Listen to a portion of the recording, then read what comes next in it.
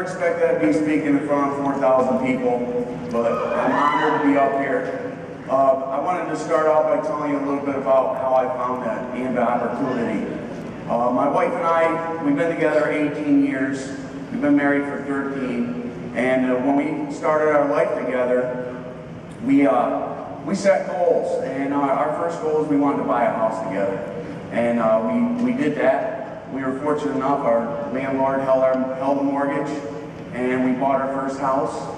And I wanted to become a firefighter. And that's what I've always wanted to be.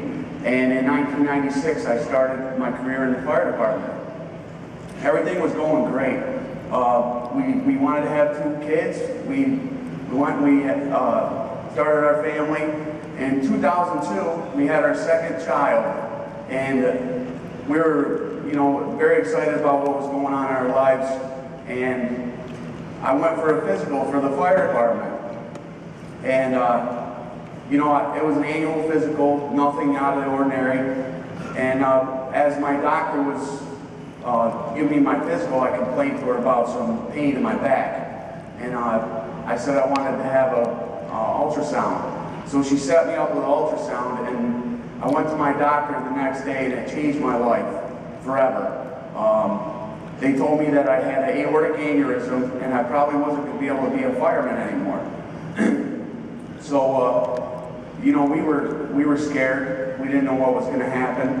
I was fortunate enough that I recovered. 2003, I had surgery. I recovered. I was out of work for a year. And I realized at that point that I had nothing in place if I ever lost my job.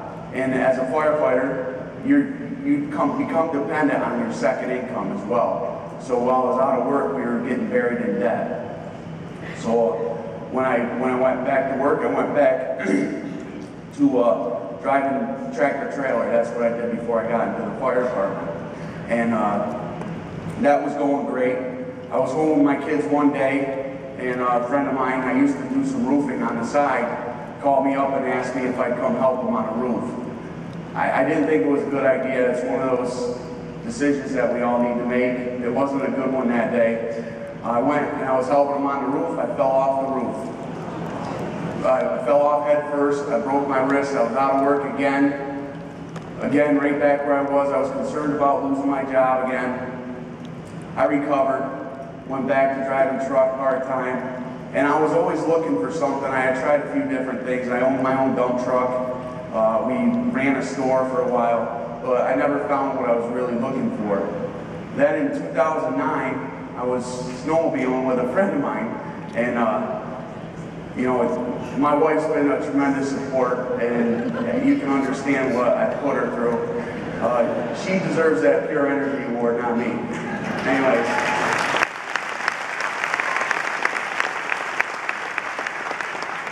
In 2009, I was snowmobiling with a friend, and I was involved in a serious snowmobile accident. I hit a tree at over 50 miles an hour, and I was out of work again.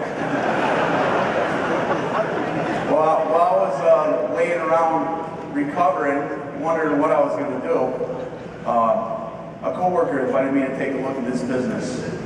I went to a business opportunity meeting, and I thought I had found what I had been looking for. I went home very excited. I couldn't wait to tell my wife all about this business. And she's like, well, you need to, I told her about it, and at first she was like, absolutely not. And then I said, I think I'm going to do it. And she goes, well, you need to get your money back. So that's what I did. And then she was pretty happy after that. So, like I said, I started this business February 22nd of 2009. And everything's going great. I'm excited about the business. Fast forward to 2010, and my business has just exploded. At the beginning of 2010, I had 100 consultants. My team has grown to almost 800 consultants, 6,000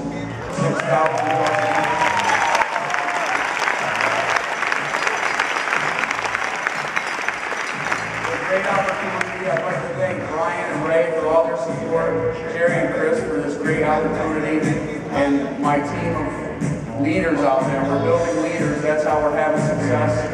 And I just want to thank everybody for